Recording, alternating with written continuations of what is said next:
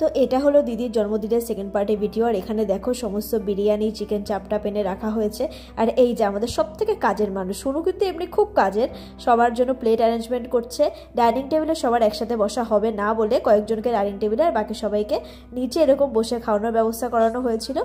আর তারপরে এখানে মাসিমণি দিয়ে দিচ্ছিল বিরিয়ানি, দেখো চিকেন বিরিয়ানি সুন্দর করে দিয়ে দেওয়া হচ্ছিল। আর এটা আহার থেকে আনা হয়েছিল, আগের ব্লগে দেখেছো তোমরা। আহারের বিরিয়ানি ইদানিং আমার one of the favourite biryani হয়ে উঠেছে, এত ভালো খেতে। তো সবাইকে বিরিয়ানি দেওয়ার পর চিকেন চাপ, মিষ্টি, কোল্ড ড্রিঙ্ক এগুলো ছিল। আর সেগুলো ভিডিও আর করা হয়নি। দেখো এর মাঝে সোনু সব গিফট খুলতে বসেছে।